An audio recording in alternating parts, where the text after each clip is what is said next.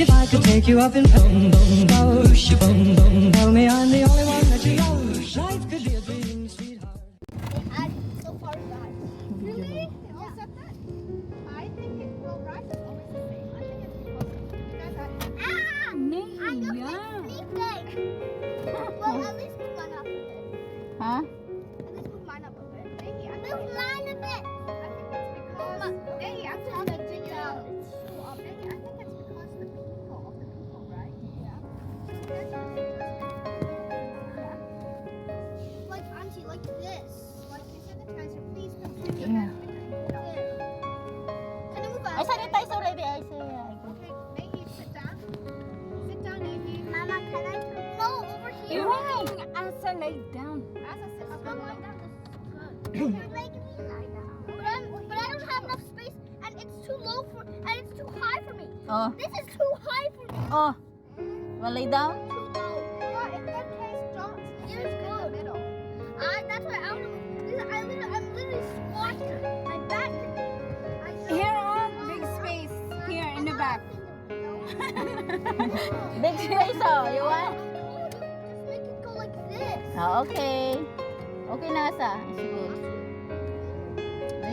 Why are you making it so hard for Asa? Asa don't want lay down. You're not gonna lay out after. You're not gonna lay down. I'm still lying down. You're not gonna lie down once we pass the red light. We are going to lie down. I am going to lie down.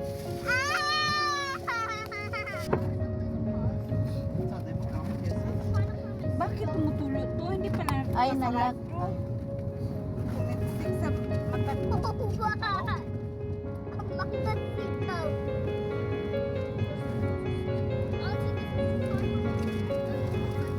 Me here. Auntie has very big space here in the back. Don't sit in the middle if you want. Okay, lay down. That's how it should be. It's supposed to be at least a little bit stronger. As is straight up. Because Asa wants straight up. Papa's very straight up.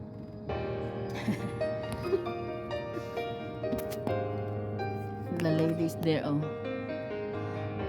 Millennia Plaza. My bag fell off. What? What bag? It's hard.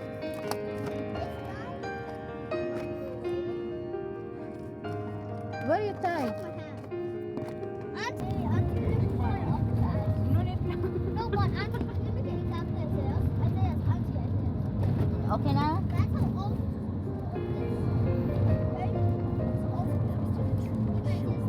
You are getting ahead of yourself. You know what? You're absolutely right.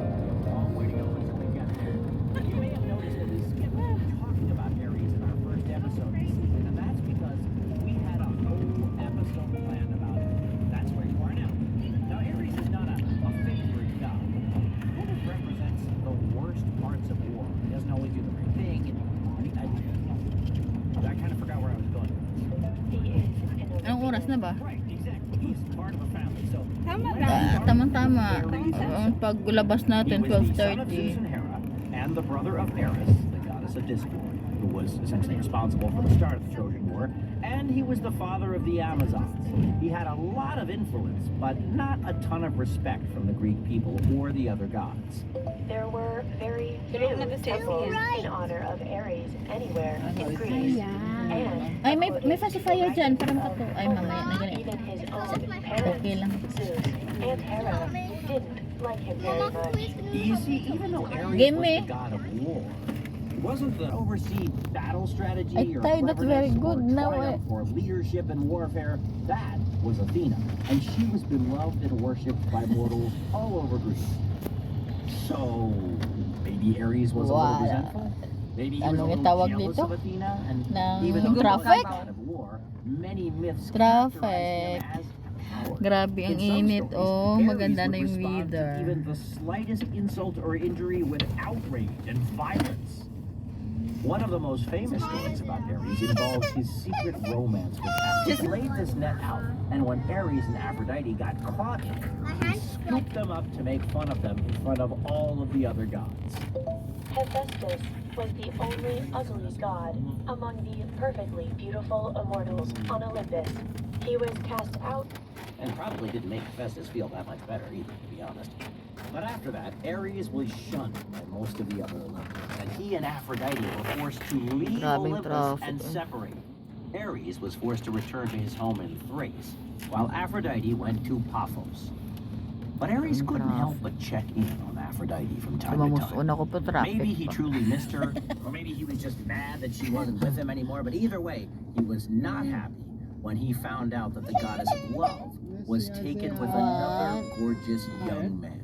His name was Adonis. He was ridiculously handsome. Well, hello. Adonis was a princess. Instantly captured the fancy of Aphrodite. She was enthralled by the very sight of him. But he wasn't just a pretty face.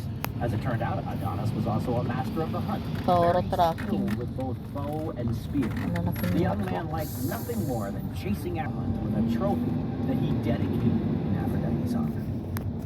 Tried to scare him away, but the animal would not back down. Adonis even tried to run, but eventually he was cornered by the beast and the two fought. Adonis tried valiantly, but he was no match for the monster. Eventually, good to know, as always, moments after Adonis collapsed to the ground, a strange light bathed the forest in red, and the boar that was standing over the fallen hero began to change, shape-shifting back into the form of Ares. If he couldn't have Aphrodite, no one would. This is not a healthy way to behave. No, it is not. Ares is definitely not known for his good mental health back to Olympus, but many of the gods there knew of the story. They allowed Ares to stay, but they kept him at arm's length. He was one of the 12 Olympians, yes, but with his behavior, it's possible that he never really felt like he was. And that only fueled his anger, his frustration. And with that, I think this is a good place for a commercial break. I mean, not that there's ever really a good place for a commercial break, but if there was to be a good place, this would probably be it. Anyway, we'll be back in a little bit. Just take a break. Hey parents, what's your shark superpower? What kind of friend are you? You and your family can find out about these silly answers and more with Nat Geo Kids personality quizzes. From weird and wacky to thought-provoking and informative, there's a personality profile for everyone in this totally unique book. Nat Geo Kids Personality Quizzes is available wherever books are sold. Okay, back to the story. And this leads us to the incident with the children. Well, okay, they were not really children. You have lied to me in the name of drama. Well, wait, okay, what do you mean?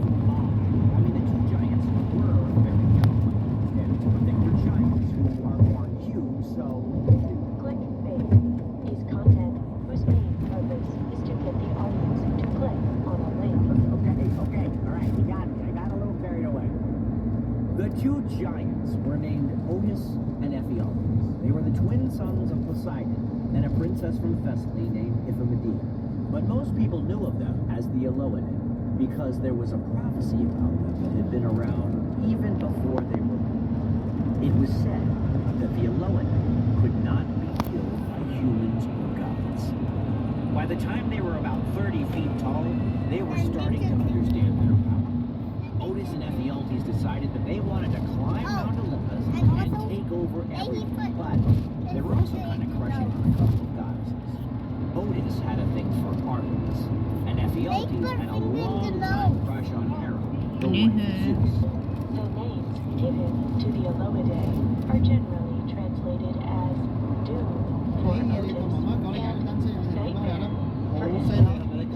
Even so, the twins were supposedly very good-looking, allegedly amongst the most beautiful of men. Now, normally this kind of a thing is a no-no. You don't just get a crush on one of the Olympians, especially not Zeus's wife. But of course, the Olympians were different. They knew they were invulnerable to anything the gods could throw